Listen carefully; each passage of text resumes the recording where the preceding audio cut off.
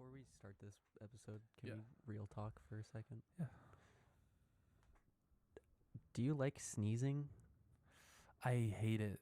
Really? I hate sneezing. You hate which part of it do you hate? The whole of it? You don't like the feeling or I the think result? I mean it's a debilitating experience the entire way through. Yeah. I hate when you have to sneeze and you can't. I hate when you sneeze and you're sick, so you're just full of boogers and they fly everywhere all over you. I hate that. And I hate that I'm an adult man, so when I sneeze, I sound like I'm screaming like my father. Yeah. Yeah. I've I tried. have a good dad sneeze. You would be a good dad based on your sneeze, you think? I think so, yeah. Yeah. Is that it? Is that the qualifications of being a good dad? They make you do that in the hospital when you have when you give birth to your child. Yeah. They'll say, "All right, we're gonna give you your baby back, but first sniff this pepper." And then if you sneeze like a little bitch, then Yeah. they don't give you the baby because you can't be a little bitch and a father. Everybody Yeah. knows that. Everyone knows that. Yeah. Is that why you think a lot of children grow up without fathers? It's not why I think that. That's what the numbers say, actually. Okay. Yeah. Hmm. Did you not read that study in the last Science Monthly? I did not know. The Sneezer The Monthly? Sneezer Monthly. Yeah. Sneezer's Digest, actually. Hmm. What would you consider to be the best plural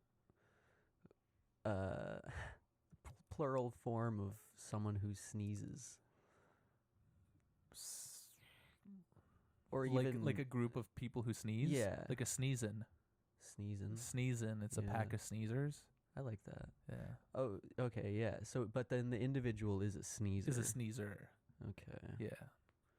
Has to be. Yeah. No, now that you say it, I remember, but A sneezest? you're sneezest. Oh, Yeah. that's true. Too much sneezism in this country. Yeah. Yeah. Hmm. Why can't we just get along? The coughers and the sneezers and the and the squirters. And the squirters? Yeah. Why can't we get along? Well, I kind of like the feeling of sneezing. really. I like it in a. I mean, it brings relief, kind of. you know? But the feeling directly after a sneeze is terrible because your nose is like somehow more clogged than it was before usually. If Yeah, you're for me. sick, Right. or if you yeah, have but any even sniffles. like if you're not sick and you sneeze, yeah. then it's like, oh, that did fucking nothing. What was the point? Yeah. Yeah. Hmm. But it does feel kind of good. It's like a nose orgasm. I hear people say that, and I guess I could agree. Oh, I was gonna say ask you if you understand, like if you got that. I Do you come get it. in your nose, or are you one of those who can't?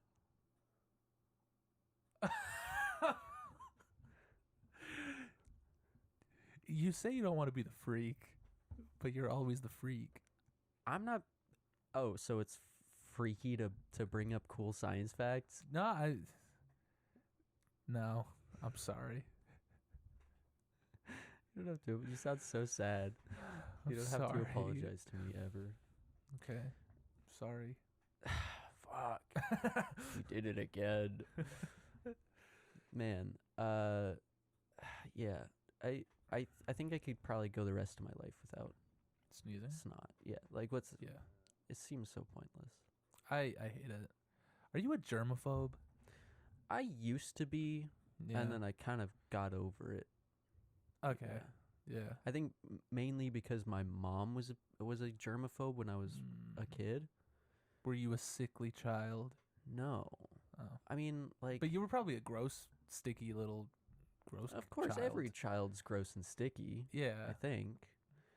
Right? It's probably really Or is bad. it just for me? you. Yeah, it's- definitely really. I was one of Yeah. those kids who like always smelled like maple. Yeah. You know what I'm Yeah. talking about? Yes, I do. There's always that one kid Yeah, always smelled like yeah. always smelled like These kids are always eating syrup and shit not and me. jelly. I feel like I hardly ever ate like syrup for breakfast. Really? Yeah. What do you like for breakfast? To like nowadays? Yeah. I mean, I'm a big pancake guy. I love pancakes. I love a good pancake. Yeah. Yeah. Well, you hesitated. Nah, I don't know. There's really no reason for it. Do you like when I observe and break down every minuscule aspect of the way you speak? Yeah, I feel like I'm constantly like I'm just worried. Yeah, I look at you through my mind's microscope, Vinny. I know. I'm checking every detail. I had a thought, and let me. Finally. I know, finally. It's been like years, Yeah. honestly. Lay it on me. Yeah, big guy. so it was like empty for years, nothing, and then all of a sudden I had this thought, and let me run it by you. So, Okay. you know, there's like certain species of mushrooms that can like navigate 3D spaces, right? They have like, do you know about this? Have you ever seen like, there's like definitely Instagram reels that I've seen where there's like a little yellow or green mushroom that follows a maze and they can like know where they haven't been. I've where they're never going. seen that. Really? Okay. Well, now Next time you see it, send it to me. I will. Yeah. And so there are mushrooms that display like rudimentary levels of intelligence, or like Okay. what we could best describe as intelligence, I think. Hmm. And it made me consider the fact that our brains work very similarly to these mushrooms, who are exchanging various chemicals to transmit information, which means that as a human being, or as most mammals at least, you're just a mushroom piloting a mech, a skin and bone mech. Interesting. Yeah. You ever thought about that? No, but I will now. Do you think that, in your opinion, is a person their brain, or is it the whole of them? I would assume the Or is it whole. more than just the physical aspects? It's the combination of both. Is a pizza without the the crust, cheese, and sauce? It's under the sauce. It's on the sauce. You could have variations. Yeah. You could have a pizza with no cheese. You can have a pizza with no sauce even, but cheese. But you Right. can't have a pizza without one or the other. Because then it's just bread. So let's say you're building a pizza. Let me get a little Yeah, like thought it's experiment Papa's going. Pizzeria. Yeah, you ever yeah. play those games? No, what? What? You I never played the Club Penguin pizza game. Oh, Is that blast similar? from the past right there. Telling my age. Yeah. You never played Papa's Pizzeria no. or Papa's Taqueria or Papa's Creameria? I never or- met Papa. No? No. You are like Papa. Am I? No. Okay. Is this like Papa John? No, it's a game on like Cool Math Games. You ever play Cool Math I've definitely games? seen it. I've played cool math games. All right, Fire and Ice. Get out of here. Yeah. Yeah. Run Run. 3 Oh or yeah. 2. I was whatever. I was big into Run 2. Yeah. Mm. Slithario or whatever. Anyway, Yes. okay, so you're building a pizza, like in Papa's Pizza Palace or whatever, Sure. and then, so you've got the base of it, you've got the crust, and you put the sauce down, Mm-hmm. and according to you, that's not a pizza, right? It can be, yes. Okay, so you've got the crust and the cheese down, and that's not a pizza. No, it is a pizza. I'm saying if there is lack of both, you can have one without the other, cheese or sauce, or both. But if there is neither cheese or sauce on the Okay. pizza, then it is not a pizza. Okay, so you've just Then got it's the bread. crust and it's just bread. It's But just you don't bread. think just the crust and the cheese is just cheese bread? Well, that depends Is it even because pizza? chicken bacon ranch pizza, there is no tomato sauce. And there's no cheese. Yes, there is. Oh. You're right. That was the whole And- point. And you know a Dessert pizza. That is true. Like a brownie cookie pizza or whatever. So you've got this pizza. It's just the crust right now, right? Uncooked dough. Mm-hmm. And you're adding the cheese to it. Sure. At what point does it go from being just cheese and bread to being a pizza? Where do you draw the line? Maybe it's the shape. Okay. If it looks like a pizza, then maybe it's a pizza. I don't know. That's the only requirement, is if it looks like the thing, it must be the thing. Maybe. That's interesting. But then again, a Hot Pocket doesn't look like the traditional pizza. But, oh my God, a Hot Pocket's not a fucking pizza. No, but I thought that's what you were saying. Let me change the topic entirely. Yeah. And go to something kind of related, I guess. You know, the Batman Part 2 is coming out. Yeah. Sebastian Stan, the Winter Soldier, has been cast as Harvey Dent. Oh, how do you feel about that? I think that's a really interesting casting choice. I wouldn't have casted him, but I think it's a very unique choice, and I think he could do a very good job with it. Okay.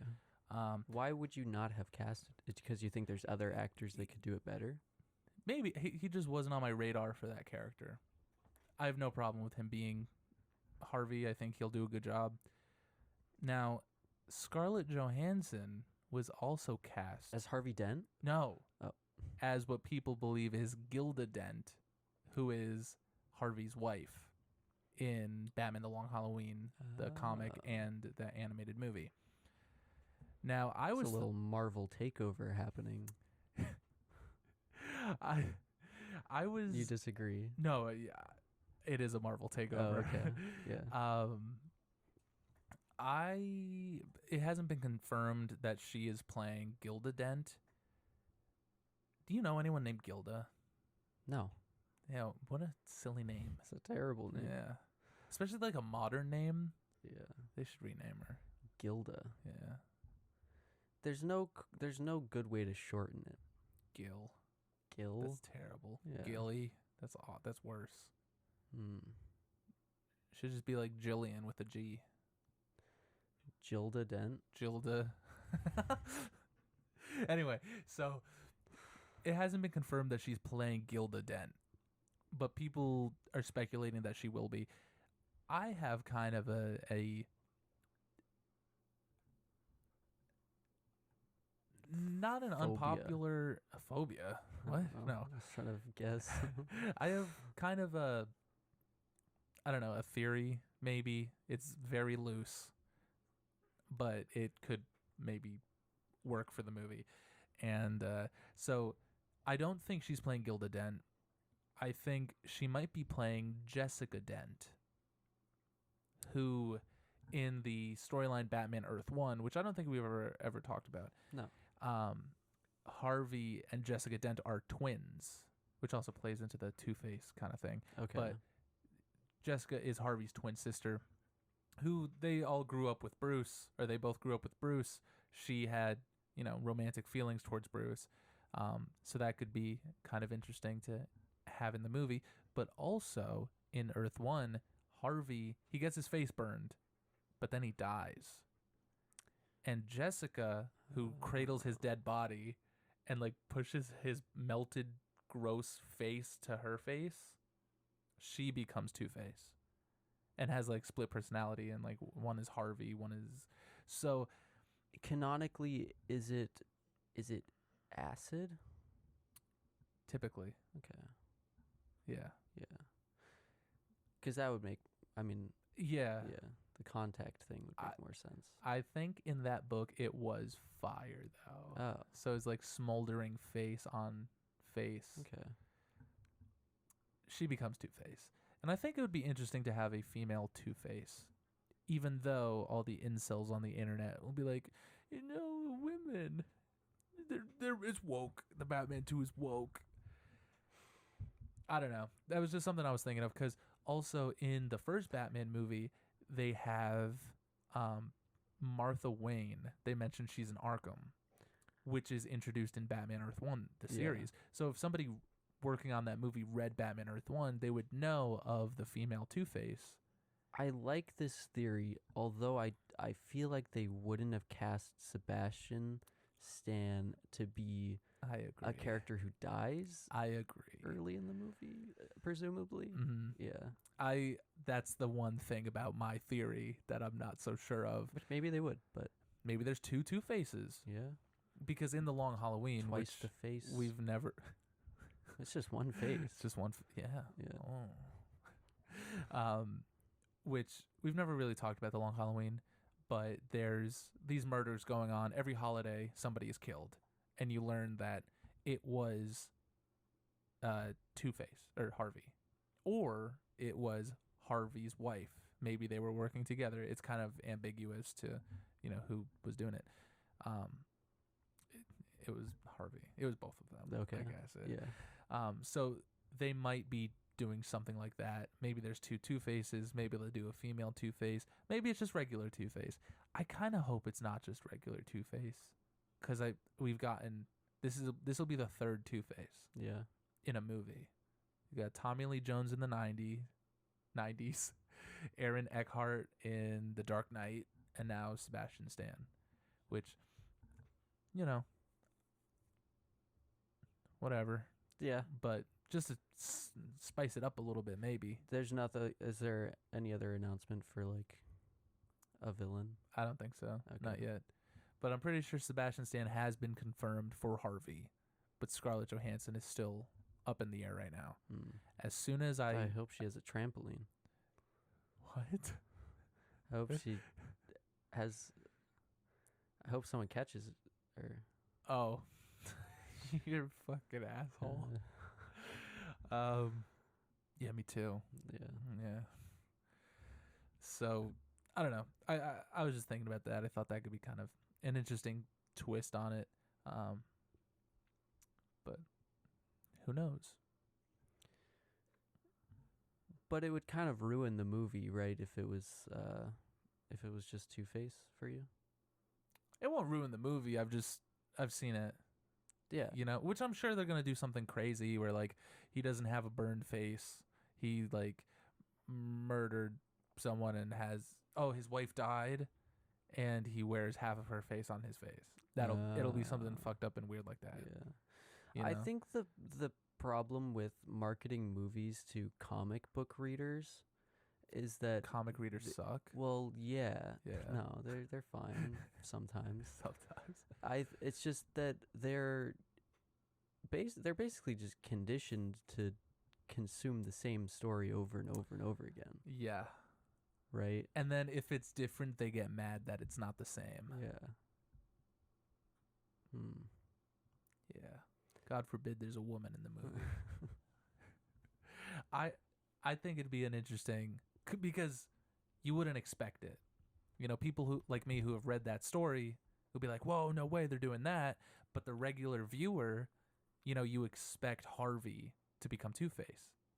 He dies, but you still get a Two-Face in the movie. It's a little switch that I think could bring some kind of life to the movie. Yeah. Welcome to the Off the Shelf podcast. My name is Josh. I'm Vinny. This is the book club podcast where we take books off of any shelf and talk about them. And usually when I do our cute little intro, I see Vinny's brain switch a flip a switch even, and it does a kick flip. Yeah, and then we transition from having a nonsense conversation to talking about a book. Yeah.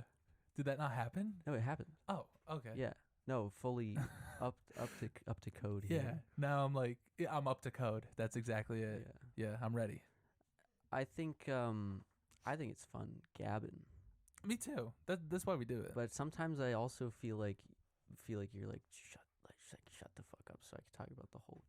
No, I always love whatever you talk about, even when it's super ridiculous and might get cut out of the episode. Speaking of, today's book is super ridiculous. It is really ridiculous. We're talking about The Immortal Hulk by Al Ewing and Joe Bennett today. This is fantastic.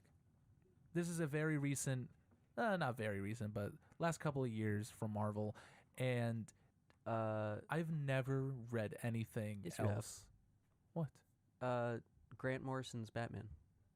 Joe Bennett? Yeah, he worked on 2 arcs on Grant Morrison's Batman. Did he really? Yeah. He did Joe Chill in the Cemetery and The Day the Batman Dies or something. I can't remember the names. But yeah. You know this because you wrote it down in your little notes? I did, yeah. I looked it up. I looked up the wiki for this book. Wow, I didn't know that. Yeah. Okay, so I am familiar. You turned me into a liar. I do recognize that name. Well, he's done a lot. It's from what I saw, he didn't do like a lot of consistent runs, but he did like parts of a lot of things. Yeah.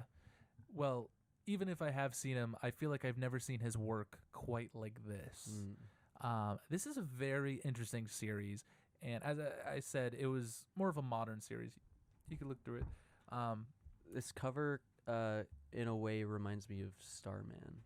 Really? Just because it's got that kind of like odd look to it, where it's like, it's weird, right? The covers for Starman are weird. They're very weird, right? Yes. I can't tell if they're like distorted photos or if they're drawings. Yeah, I feel like they're photos, but you can't be quite sure with it. I think they're kind of bad. Yeah. And I don't know if you agree, but I don't like it. It's weird. It is weird. It is weird. A lot of the covers in this series are done by Alex Ross, who we've talked about Alex Ross, right? He does photorealistic like paintings. What else? Name me something else. He did series. He did this book called Marvels. He did Kingdom Come. He did. He did a whole bunch of stuff all over the place. Did he do an X-Men? Probably. Okay. He's done a lot. He does a lot of covers. He did Fantastic Four. That's that one I gave of. you. Yes. Yeah. What's that one called? It's Full Circle. Yes. Fantastic Four Full Circle. That book was written and drawn and inked and everything by him. But he does a lot of covers here, and it's just a classic looking Hulk. But this series came out in a very interesting time for Marvel. Brian Michael Bendis wrote Civil War 2. There was an event called Civil War 2, where instead of Iron Man and Captain America fighting, it was Iron Man and Captain Marvel fighting. Instead of the North versus the South, it was the West versus the East. Yeah. Yeah, okay. And in that book, the Hulk goes to Hawkeye and is like, Hawkeye, here's a very specifically made arrow to kill me. Kill me. If I Hulk out, kill me. Okay. Hawkeye kills him. Do you know what's special about it? Is it Bruce just made it special for Hulk killing, I guess. I don't know. Okay. Yeah. Huh. So Hulk dies. Yeah. Hawkeye goes to trial. It's stupid. We're never going to talk about that story in full. Maybe one day we will, but it's not good. And then there was another series called Avengers No Surrender, where I believe that was written by Mark Waid, and in that, the Hulk got resurrected. And this series takes place after the Hulk's been resurrected.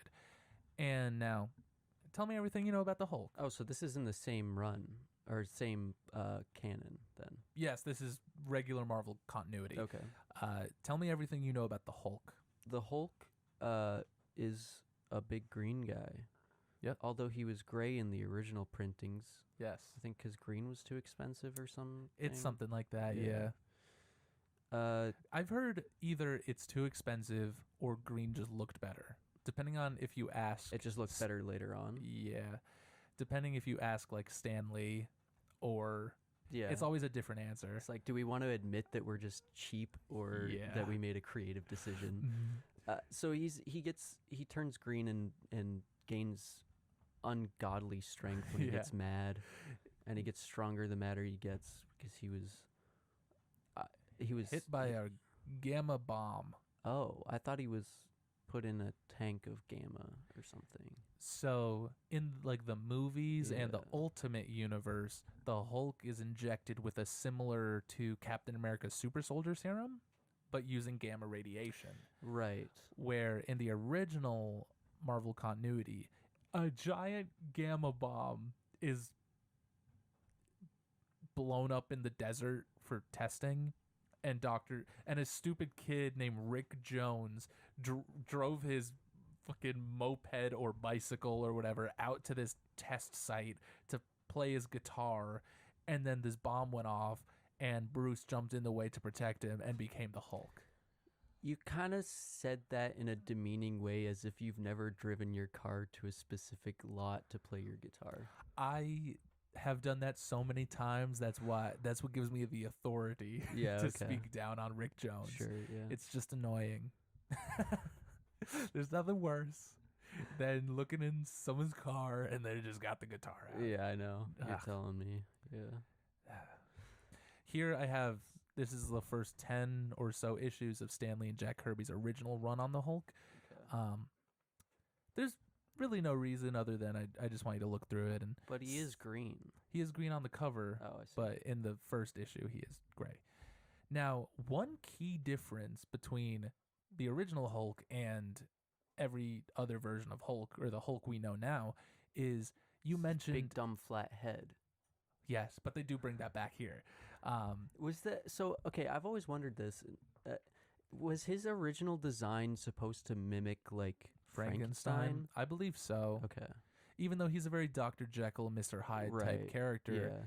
But I feel like Frankenstein's much more of a captivating design for a monster. For sure, it's way more iconic. Yeah, exactly. Yeah. But so you said that the Hulk or Dr. Bruce Banner becomes a Hulk when he's angry. Now, in the original first couple of issues, it happens when he's horny. No, really? No. Oh. That happened in the Ultimate Universe. But Hulk doesn't have a penis, so he can never like. That's just in the MCU. Oh, really? He doesn't have one in the MCU? They don't, like, his CGI model doesn't have a penis or something. I doubt he would. Yeah. I don't know. No, yeah, Hulk has a schlong. Can we get Hulk's dick print in the next Avengers, please? Doomsday, more like Dick Day, right? Yeah. We'll see if Mark Ruffalo agrees to that. In the original couple of issues for the Hulk, I don't know how long it lasted, but he became the Hulk at night, like a werewolf. Oh, okay. Yeah, like a werewolf. And it would go away in the morning. Okay. Yeah. Now that idea has been brought back after the Hulk's been resurrected, so he could get as angry as he wants, if he wants. But the night is the Hulk's time, and that's what they say probably about 1 billion times in this series. So in this, it's when he gets mad at night? No, it's night in general. Okay, sure. He could be totally calm at night, but the night is when the Hulk emerges. Now, something else. This book is called The Immortal Hulk. Now, we know that the Hulk will survive forever. You know, he will go on forever. He is an immortal-esque character. But another reason why this is called The Immortal Hulk is because this is a body horror book. This is a grotesque depiction of the Hulk. So the book begins in some gas station. This little girl runs into the gas station to buy, I don't know, fucking chocolate milk or whatever. Cigarettes. Yeah, cigarettes. And inside the gas station, there's the clerk, and there's this man with a hat. That's Bruce Banner. And all of a sudden, I didn't know Bruce used Zins. Yeah, he's buying a pack of Zins. All right. While in the gas station, the little girl's looking for, whatever, snacks or whatever. And this guy with a hood shows up, starts robbing the gas station. The little girl, in fear, drops like a bottle of something. The gunman turns around and shoots the little girl in the head. Oh. Bruce Banner, who's also in the gas station, goes up to the man, and the man shoots Bruce in the head as well.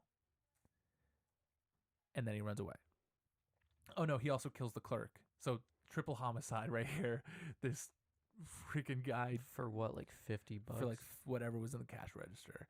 And so he leaves, and the all the bodies are brought to the morgue, and then we see at nighttime Bruce turns into the Hulk and his body escapes. Okay. Now, Bruce is always on the run. You know, ever since he first became the Hulk, General Ross has been trying to get him. Now, General Ross Is that 'cause himself, they hate him or they want to study him? both, Oh. mostly because they hate him. General Ross just fucking hates the Hulk. Even though he will one day become a Red Hulk. Right. Now, He's so- just jealous then. he's just jealous. Yeah. Exactly, he's just jealous. But so at night, Bruce's body, he wakes up, becomes the Hulk, he leaves. We pick up with the guy who shot everybody in the gas station, and he's some guy down on his luck. He has a family, he needs money. I think he owed money to some gang, and the gang's giving him shit for killing those people. It's going to draw attention to them, and they're expecting the cops to show up. The Hulk shows up. Now, this version of the Hulk isn't just angry monster destroy. He is articulate. He is almost like Batman, but a giant monster, where he hunts this criminal down. He sneaks around. I mean, not at first. He sneaks around a little bit, and then he fucking just crashes through the walls. And he kills all the gang members, and he goes to the guy who killed the little girl. And here we have him in all his girthy glory. He's veiny. He's hella veiny. And So he's able to speak in full very sentences. much, yes. And is this like a change because he died and came back, or was he like this before? I think so. The idea is the longer Bruce is the Hulk without reverting back to Bruce, he retains more knowledge and becomes more articulate. Okay. But I'm not quite sure why he's just fully articulate here, other than to make him really creepy and vengeful. Because he finds this guy, and he's like, Sarah Brockhurst. She was 12 years old. And he just starts, getting at him with these green beady eyes. And he's like, just taunting him. The guy shoots at him. The bullets bounce off. He has this horrific it looks like smile. they pop out of his skin. They like pop out of his skin. Like pimples. Yeah. And the guy is he's begging for his life from the Hulk. He's like, I didn't mean to. Am I a bad person? And Hulk is like, what do you think? As like he reaches for him and presumably wrecks the guy. There he is. And but he doesn't kill people. He will kill people. Oh, okay. But I think he left him alive to send a message or whatever. Now, like I said, the Hulk was previously dead, and Bruce Banner is always on the run. There is this character. She's a reporter for some newspaper. I don't remember what newspaper. It's not important. Her name is like Jennifer McGee. Okay. Yeah. And she's been like trailing the Hulk. She learns of, this guy gets shot. All of a sudden his body is out of the morgue at night. No one knows what happened. She believes it's the Hulk. So she's, tailing him, trying to figure out what's going on. She has like a hidden agenda more than just, writing an article about the Hulk's return. She has a deeper connection with the Hulk. Meanwhile, what's the deeper connection? It shows up later. Okay.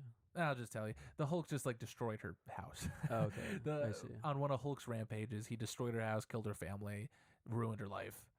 That'll do it. That'll do it. Yeah. So for years, she's been like hell bent on figuring out everything about the Hulk. We get a lot of insight about Bruce Banner and who he is, and I really wish the Marvel movies dove more into Bruce Banner as a character besides him being smart and him being the Hulk. And having ED. Yes. Because Bruce Banner does have a lot of trauma that you wouldn't know if you're just a casual fan of the comics. And I love seeing the Hulk just watching Bruce everywhere. Every mirror, every window, every fucking fork. You know, the Hulk is always there, always in the back of his mind, lurking to come out. And It makes him almost like the Green Goblin. yes, You know? yeah, Yeah. definitely, or just like a boogeyman. Yeah. You know, and Or yeah, he's got like Venom qualities even. yeah, Yeah. he's just like Does he eat people? he has. Yeah. But so he's haunted by the Hulk. he is haunted by the Hulk, 100%, and he's haunted by his horrible past that you learn about later. But he had an abusive father. His father was a scientist and very abusive, and killed his mother, and tried to kill Bruce, and then Bruce killed his dad. So he has a lot of trauma towards his father, and On purpose, he killed his dad? kind of in self-defense, but he kind of wanted to, Yeah. you know. And then there's this idea of, was the Hulk always a part of Bruce, or was the Hulk born from the Gamma? Is it a manifestation of what was already there? Yes. Or is it caused by the... that's interesting. Exactly. Yeah. So there's a lot of deep insight with the Hulk in the comics. If you're reading the comics, you know all this about Bruce Banner as a character that you wouldn't know about, you know, him as a character in the movies, because they just don't care. I guess Hulk hasn't had a movie in like 20 years. So He's like, not Spider-Man. He's not so Spider-Man. Who We gives don't a shit? care. Now, there are a lot of Gamma-related characters in Marvel. A lot? There are a lot. There's multiple Hulks. There's She-Hulks. There's... Outside of Hulks, though? I mean, technically, Spider-Man is irradiated by a spider. Not a gamma spider. It could be. I guess it is sometimes, huh? Maybe. But it's radioactive in nature. There's a lot of radiation in Marvel. Sure, yeah. And especially Hulk characters. Every Hulk character is in some way gamma infused, radiation infused. Do you think that's just... Do you think that was born out of, like... The time it was made? Well, definitely, but, like, this, like, the fear of this thing? Or is it, like... Probably. Like, we can't really explain how he's the Hulk, so we'll just say it's something we can't explain, you know? Maybe a bit of both. Yeah. Like, because the Hulk was created in the 60s. And, you know, science and everything was on the uprise, and science fiction, I don't know, maybe gamma irradiated nonsense was just Stan Lee's first, like, idea for a giant monster. Or maybe it was just trendy at the time. Yeah. I don't know. But ever since the Hulk was created... Just trendy. Yeah. Ever since the Hulk was created, there's been a slew of other gamma creatures. The Abomination, Red Hulk, A-Bomb. F-bomb. F-Bomb, yeah. Bruce learns that in his area, there is... It's like he feels the radiation. Ever since he came back to life, there's more of like this otherworldly, almost supernatural aura that the Hulk has. He feels the radiation. He has more of a connection to more than just radiation. He's not just a monster, he is gamma. And so he can feel it. He could feel the presence of other gamma creatures. So he learns, or he knows that there's something in this town irradiated. He doesn't know what. He wants to learn about it. He goes to this bar. Morgan Freeman here tells him... Is that modeled after Morgan Freeman? It must be. It looks like him. It does look like him. You learn that a long time ago there was this doctor named Dr. Fry, who... He was a scientist. He was working on some gamma nonsense. His son died. The Hulk goes to this grave of this little boy who died, and he wants to learn, or he feels like the radiation coming from it. And so he calls like Radiation control? Who do you call? The Ghostbusters? Oh, He calls the Ghostbusters yeah. about all this nonsense going on in this graveyard.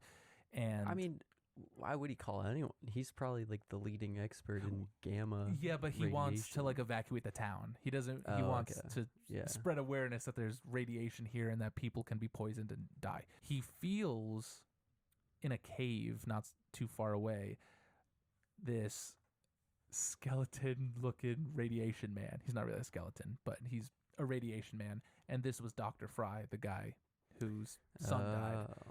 So I think the idea is Dr. Manhattan type. He experimented on himself and learned that the radiation made him stronger. And then his son either got sick or something, and he started testing on his son to make him stronger. But the radiation had a different effect on his son and killed him instantly. But then turns out that there were like other effects that didn't happen yet to Dr. Fry due to the radiation. So then he started breaking out and becoming a fucking radioactive man. So not to be confused with the radioactive man. What is the difference then between him and his son that lets him handle it and not? I don't know. Not his son. I don't know if they really go into it. Just like a luck of the draw. Sure, yeah. But you see the Hulk fight Dr. Fry, which he is not, he's not sympathetic towards him at all. He's like, you killed your own son for science, which is also very similar to his own father, who was an abusive scientist. Oh, sorry to cut you off. There's the Manhattan Project. Oh, that book? Yeah. Yeah. There's a character in that looks just like this. Is there? Yeah. I read that book so long ago, I don't remember anything. He wears like a suit for most of the story. Yes. But he looks like this. Like his skin is translucent green. Yeah. I vaguely remember that. But yeah, so Hulk beats him up, rips off his arms and legs, and buries him. I wonder if there's do you think there's ever been a case of test? Next issue's fun. It's different not to keep going back, but yeah. I think he would probably lack some sympathy for an abusive father. 100%. That's why he does it. The next issue has multiple different accounts from different people who have come across I think one specific gamma. Is this a different artist? It seems like a very dramatic tone shift. Yeah, there's like the main story in this issue, which is drawn by Joe Bennett of The Journalist, who's going to different people, like a cop, a priest, and an old woman. And each art style, or each person has a different art style to explain like what's going on, or like their version of the same story. So the cop burst into a church where there was this green radioactive boy, and this old woman thought he was beautiful, and the cop started shooting at him, and the priest says that the guy was a lunatic. Everyone has a different version of the same story. Yeah. But everything in common, or the thing in common, is that there was in fact a green gamma man, which of course the Hulk bursts in and starts fighting him because something is drawing the Hulk to. Oh, this is current? Yeah. Okay. Well, the recounting from the cop and the priest and everything, they're telling a story from a couple days ago. Okay. Of what happened. And for some reason the Hulk is trying to track down other gamma radiated people. And that eventually leads Hulk to what do you know about Alpha Flight? You mean Man-Bat? What? No. It's the same character, though. Yeah, it's funny. Alpha Flight is a team of... Oh, I didn't know that. I thought that was that character. No. And I've never seen it until this book, so nothing. Alpha Flight is a team of Canadian superheroes. One of them including the Sasquatch. Oh, that's what that is. That is this character right here, Walter Langowski, who is another gamma irradiated character. And so the Hulk has some connection to him, which the journalist McGee, she learns, oh, the Hulk's going after these gamma characters. Let me interview them. Let me figure out what's going on. Let me find someone that the Hulk might track down before he tracks them down. and maybe he could give me some insight. So she goes to the man who used to be Sasquatch. And he still is Sasquatch. He used to always be Sasquatch, but now he can revert back. Okay. And she goes to him specifically because Bruce taught him how to revert back. Sure, no, because they were old college roommates, and Walter Langowski was a jock who also was good at science. He was just the best guy around. I guess so, huh? His major was just being a jock, and his minor was just gamma theory or whatever nonsense. So he has a history with Bruce. Good luck getting a job in this market. So he has a history with Bruce, and they used to be friends, but he mentions that Bruce has like this dark side to him where every now and again he would just explode and get really angry, and eventually he learned that Bruce became the Hulk, and he himself, I think he willingly became Sasquatch for Canada. Okay. And this leads the Hulk to learn about Walter, I forget what town they go to. They go to some small town. Does he fight the Sasquatch? Yeah, there's a big epic fight. Okay. Between Sasquatch and Hulk. It kind of seems like he's on like a One Punch Man type of journey, where he's like Hulk looking is always. He's like looking for the fight that will actually cause him some struggle. Yeah, Hulk is like always on a One Punch Man kind of journey, and through this entire series, this series went on for 50 issues. It went on for a very long time, and I remember reading it when it was first coming out, and every issue is just so great. And I feel like, is this book the first 5? This is the first 5 issues here, and rereading it, it's kind of tame. It's actually really tame compared because since the Hulk can regenerate, his healing factor, he's always had a healing factor, but now it's like turned up to 12. Okay. Because he can regenerate from like a single like blood or like a molecule or whatever, which adds to the idea of this being a body horror book, because we see the Hulk do some really gross things with his body. Not so much in this volume. A little bit. I mean, he gets like pieces of him blown off and stuff like that. But later in the next volume, he gets taken by like this government organization that cuts him apart, and they put his pieces in like different glass jars, and he's able to reassemble himself, and he like absorbs this guy into him, and it becomes like this gross mess of like Hulk. This is the most monstrous Hulk. I guess I never really thought of Hulk as regenerating. Yeah. I always kind of just see him not being damaged at all. Yeah. You know? Yeah.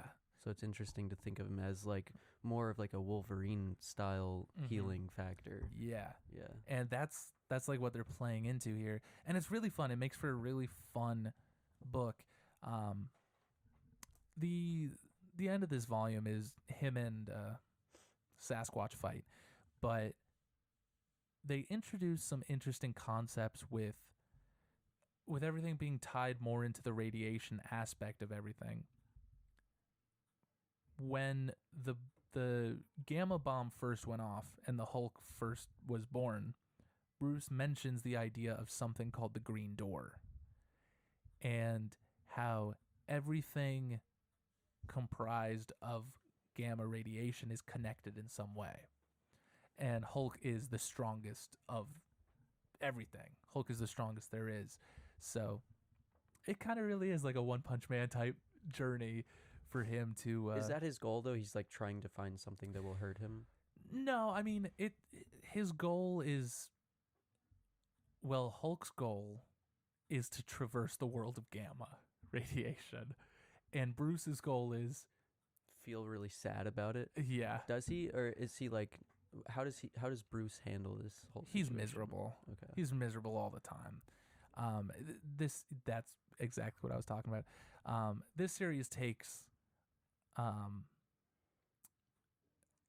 Hulk to, not only is he fighting the Sasquatch, but in the next volume that you're looking through, it takes him to the Avengers show up because he starts trashing a town, and you see Hulk versus the Avengers, and even the Avengers are like, we don't recognize this guy anymore. He's insane. Like, they drop a nuke on him. They do every last possible thing to defeat the Hulk because he's become such an unstoppable force. How do they drop a nuke on him? Iron Man just has like a fucking thing, like a satellite bomb or some shit. But do they keep him somewhere? Like, well, that's when they harvest his body and put him in jars there. After the nuke? After the nuke. They just let him like regrow, and then they cut him up and they take him away. And such neat pieces for a nuclear. They had a skilled surgeon. In that volume, there's a character named the Absorbing Man. Do you know the Absorbing Man? Maybe. You know, it's weird to kind of just sit down and talk about it because it's an entire series. Yeah. Which I would love to, discuss more and more volumes as we go with it, because it is a really fun ride. You see, like, Hulk goes to hell, and you learn that Hulk has always had different personas and different personalities, and here they introduce different ideas and different personalities. Like, here you see Hulk. They do so many gross little things. I don't know what it is about Hulk being all skinny and his skin all droopy, but it's so gross. I like it. I love it.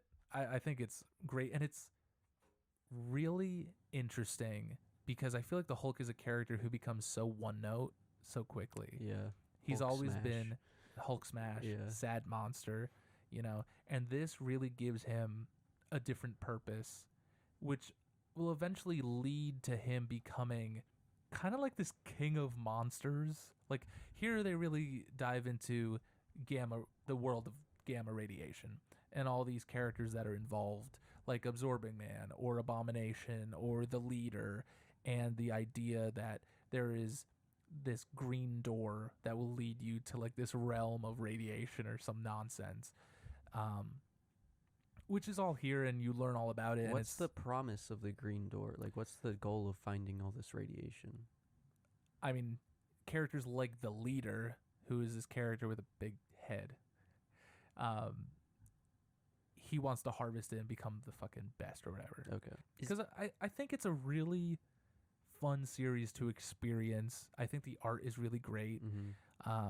And you have fucking Sasquatch in the first volume. I haven't seen Sasquatch in a minute. I think that's really fun to have him and the Hulk fight. And then, like, through the entire series, you have Bruce's father, who is like, he's the boogeyman. So if the Hulk is Bruce's boogeyman, Bruce's dad is the Hulk's boogeyman. Yeah. Does this series get into, like, I remember you telling me about this a while ago. Yeah.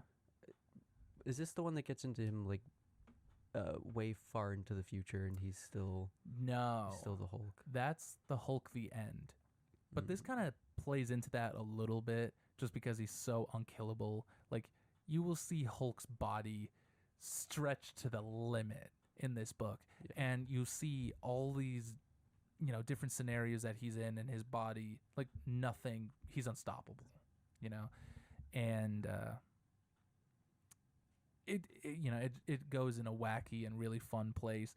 And from here, the Hulk, ever since this came out, the Hulk has been such an interesting character, because, like, he goes from this immortal, unstoppable body horror monster to then where he is now. He is, like, not only just tied to gamma radiated characters and monsters, but all monsters. And I it's a lot to get into right he's now. The king of the monsters. Because he's got like Godzilla. Yeah. Yeah. This is an interesting story. It is. Would you say this is the first Hulk series that gets into this aspect of him as a character? In a way. I mean, the stuff with his father and the trauma there, it's been there. And it's always been there. But the aspects of him being the strongest and being like this world-ending threat, it has always been there as well. But they've never gone in such a direction of like this monstrosity that they do. And I think it's very interesting for a heroic character. Yeah. You look at Hulk, he's on the Avengers, right? So he is a hero in a way, but he is this unstoppable force of chaos. Which is what made me think of Venom, because he is he has like that anti-hero kind of quality to him, it seems. Yeah. Where his goals aren't benevolent. Like he's not trying to save the world. Yeah. His goals are mainly just leave me alone. Yeah. He just wants to live, Does he want to live? Yeah, he just wants to Hulk around. Oh. Yeah. He doesn't I just know want in other stories he kind of is sad about not being able to die. Yeah. Yeah. I mean they certainly plant that a wee bit here. Yeah. That's always kind of an aspect of the Hulk. I really love the Hulk's teeth. Like here, he's just horrific to look at. They look like an ape's teeth. Yeah. Here's the Avengers roll up on him. So you get to see the Hulk fight the Avengers, which we've seen many, many times before, including She-Hulk, who is more Hulkish. Oh, yeah. At this moment than she typically is. But she's always Hulk. She's always Hulk, but here she's more Hulk. Yeah. More monstrous. More monstrous. Yeah. Which is not my favorite depiction of She-Hulk, but... Oh, you don't like it? Not really. Is she like this all the time in this, or is it just in that moment? At this current time, whenever she hulks out, she's like a big dumb monster. Okay. Yeah. Here's after the Avengers drop that like nuke or whatever on him, he's like a shriveled up little husk.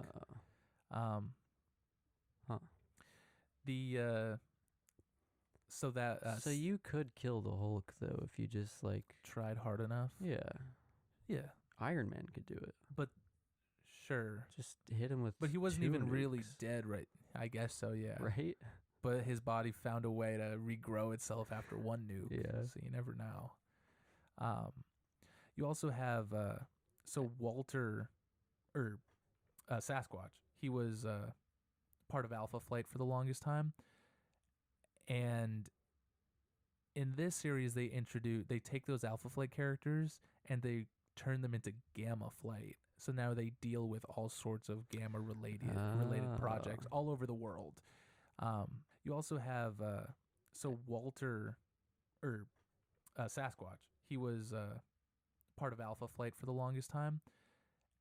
And in this series they take those Alpha Flight characters and they turn them into Gamma Flight. So now they deal with all sorts of gamma related projects all over the world.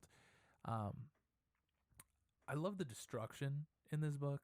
They really make it seem horrible. Like there's a little boy in this town and he's playing with like a Captain America and Captain Marvel and Iron Man action figures. And then all of a sudden the real Avengers show up and they have to vacate the house, evacuate the town. The Avengers drop a nuke on the town. Their whole life is destroyed. And that's interesting because this kid is like idolizing them, and then when they show up, it's just chaos. Yeah, it's just bad. And that's like the idea of what the Hulk is. Like he may be a hero, but sometimes he brings nothing but chaos. And we see it in The Journalist. This is Absorbing Man. Where McGee, she has this life of trauma and all she remembers about the Hulk is destruction, and it's just a cycle with him. They bring the Absorbing Man in because he's a classic Hulk villain, and they give him like new gamma powers to go and fight the Hulk. And it's cool. He's big and red. But the Absorbing Man, he can absorb any material that he touches. And in what way? Anyway, like if he touches metal, he becomes a part of him. like his DNA composition changes Like to Kevin be metal. Levin. Yes, he is exactly Kevin Levin. Okay. Exactly Kevin Levin. Yes. And him and Hulk fight. He's able to drain the Hulk of his radiation, but then Hulk fucking splits him open. Jesus. Yeah. Yeah. Hulk splits him open and uses his skull and spine as like a wrecking ball, because the Absorbing Man uses a giant wrecking ball. Okay. So Hulk uses his spine and shit as the wrecking ball. Very it's Mortal horrifying. Kombat Yeah. of them. Yeah, this is Mortal Kombat Hulk. It seems like it. It's horrifying. Yeah. But this fucking chaotic event between these two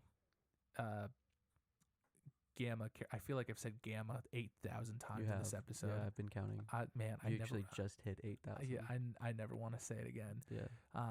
But this humongous fight between them, the G word, this fight between them causes the green door to open, and everyone's transported into it. And without getting too into what it is, because we'll save it for another video, we see like this hellscape. Hulk even says, "Welcome to hell," or "We're in hell," or something, and it's just this horrible world. Oh. So you get to see Hulk in hell. He doesn't seem that upset about it at all.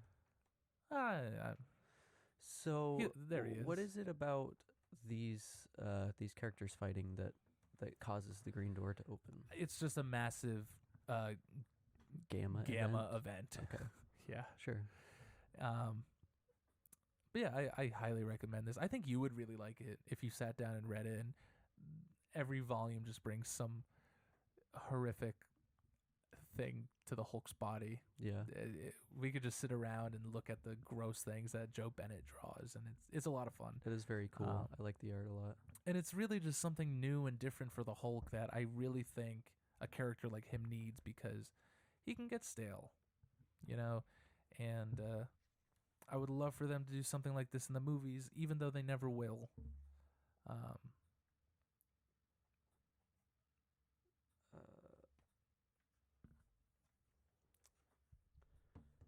You don't think they would ever do something like this? Probably not. No, it's too because they hate the Hulk. It's too gross. Maybe. I don't know. I feel like they might. I think they might do elements of it. I feel like but they won't do a straight up adaptation of it. The Clayface movie does really well, I could see them trying something like this. Yes, yeah. I agree. That might be the key. That might be the key to getting Immortal Hulk out there. Do you think it'd be a better show or a movie? Probably a show. I mean, I think every comic superhero character probably work better as a show, because there's so much lore to everything that fitting it into a 2.5 hour movie is kind of impossible. Yeah. But I think you could have a really fun Immortal Hulk movie. But you need a lot of stuff with like Bruce's father and his origins and upbringing that they haven't even attempted to do at all in the movies yet. Except for in like the original 2003 Hulk movie, where the villain of the movie is Bruce's dad, who they turn into the Absorbing Man. Oh. It's wacky. You should watch it. Missing something? Because the front cover of this book says, "Or is he both?" ? And I can't find anything else on the page that... Yeah. That's like the tagline of it, where... So the idea is there's like running narration in the book where it's something like, when you look in the mirror, you see two versions of yourself, like a man or monster. Is Hulk man or monster, or is he both? Okay. Something like that. So it's contextualized by past books. Yeah, because I remember when I picked this up, I was like, or is he both? What? Yeah, what are the options? The Immortal Hulk, or is he both? Yeah. Wait. Yeah, it's kind of a silly name. Yeah. But as the volumes go on, you have wonderful titles like Hulk in Hell, or whatever. I don't remember. Yeah. But yeah, like volume 3, he's in hell. They bring back the Abomination. So there's the Sasquatch character, right? Yeah. He's like the Sasquatch then, or The Sasquatch, yeah. right? Yeah. Or like the Bigfoot? Like, is he Bigfoot? Yeah. Okay. That's him. Are there other like cryptid monsters in this? There's a Wendigo. Really? Oh man. Oh, you know what? I've seen Yes. a comic, an old one where Mhm. Spider-Man and Wolverine? fight the Wendigo. Yeah. You know what? We'll do It's an odd interpretation for the Wendigo. Mhm. Yeah. Yeah. Wolverine is always hanging out with the Wendigo. Really? Wolverine and the Hulk. Wolverine's first appearance was in the Hulk, like issue 181, where they fight each other and then fight the Wendigo. Mm. So the Wendigo is intrinsically tied to both Wolverine and the Hulk. Okay. And Well, he is the king of the monsters, yeah, right? I Is suppose. there a Mothman anywhere? Any gray aliens? Certainly, there's billions. Nothing but gray aliens. Oh, good. I don't know about Mothman. There's no like Chupacabra or like Nessie. Ah, Maybe there probably is in some Marvel comic. but it would be like if the Loch Ness monster was a hot dude, right? Sure. Because that's what. Yeah, with They like all a 12-pack abs and like. Yeah. But you know, the next series after this, written by Philip Kennedy Johnson, dives more into cryptids and monsters and stuff like that than this. Like, Okay. this deals with all the gamma radiated characters. And that's then- more the result of it. Yeah. Okay. And then as Hulk progresses as a character, he fights more monsters and cryptids and stuff like that. You would really like that series too. I'm sure I would. I think now there's a brand new series called the Infernal Hulk, where he is just like a straight up demon from monster hell, Hollow Yeah. Earth Hulk. Huh. He just Hollow Earth monsters Hulk. in the earth. It's insane. It's crazy. Agartha Hulk. Yeah, you would love it. You would really like it. But yeah, I think if you want to get into the Hulk, this is a great. No, I wouldn't say it's a great jumping on point because there's a lot of stuff you should know. I feel like most But people you could get it. have like a general concept of the Hulk. Could probably pick it up. Yeah. Yeah. It was one of my favorite books when it was coming out. I loved it. I love the art. There's different artists who come and go, but it's mostly Joe Bennett for the majority of it. And it's written by Al Ewing, who's done a couple things that, I mean, he's done a lot of things. Most of them are critically acclaimed. He did a Ultimate Green Lantern or something. He's doing the Absolute Green Lantern right now. Yeah. It's really great, really good. I think he did some Batman. Yeah, he's done like a bit of everything kind of writer. He's done some Defenders, he's done the Hulk, he's done Thor, he's been here and there. And everything he does is pretty top notch. I enjoy it. He's very whimsical. I think these two have worked together on Venom, maybe. Oh, I think the remember newest Venom seeing run. that, but I didn't write it down. So I think the newest Venom run where Mary Jane is Venom. Oh, I think. yeah, you told me about that. Yeah. Well, will you read it? Probably not. Oh, or maybe I will. Yeah. Or is he both? I don't know. Or is he both? Yeah. That's the grand question. Yeah. I also saw that this was also at least nominated for some awards, Eisner Awards. Yeah, this like was a bunch. This was coming few, out yeah. at the time where Tom King was writing Batman, Mm. and his Batman run was not selling well because it was being outsold by this. Okay. Which, not saying anything against the Hulk, but Batman's like top dog Right. in Yeah. any comic space. So if you're able to outsell Batman, then you're doing damn something deserving right. of it. Yeah. And this is miles better than Tom King's Batman run. I was gladly picking this up week to week or month to month or whatever instead of that Batman run. You didn't read it at all, or did Oh you no, I read it later? read a lot of it. I gave up. Like Okay. he was originally going to do 100 issues of Batman, and then they kicked him off because it was. That's a lot. Yeah. That's a lot to expect from one writer. guy. Yeah. Yeah. And not all of it's bad. It can't be all bad. No. Like the first arc was okay, and then how do you delineate arcs? Is that just like, I mean, like, luckily in like a paperback format like this, you could expect like one volume to be an arc. okay. Hopefully. Is it just like conclusion of like a storyline? but then it's still continuing the story? Yeah. I don't know. What Whenever the writer has a different title for a part of the story is when he says the arc stops. Okay. I don't know. All right. Yeah, it's I always didn't know different. if it was like an actual like concrete thing or if it was just It's up to interpretation. It's really up to like whatever the writer says, because some Okay. arcs can be 5 issues, some arcs can be 2 issues, some arcs can be 12 issues. Well, yeah, but like, are you reading this and you're like, oh, this was a good arc? Like, how do you know this was the arc? I would say by volume, really, because like volume 1, you have the introduction and the Sasquatch stuff and the idea of the Green Door being all introduced. Yeah. Volume 2, you have and you would more of the Green Door, and it ends off with them going to hell. You would consider this the Green Door arc, and then the next one the Hell arc or something. Sure. Yes. Okay. Yeah. See, the last time I saw an arc, I was like, "What's up with all these animals?" I knew you were gonna say that. No, you didn't. I did. No, you didn't. I knew it. All right. Well, thank you for listening to this episode of the Off the Shelf Podcast. My name is Josh. I'm Vinny. If you like this episode, subscribe. Give us some views. Give us some listens. Some love. Repost our clips on TikTok. Sure. Or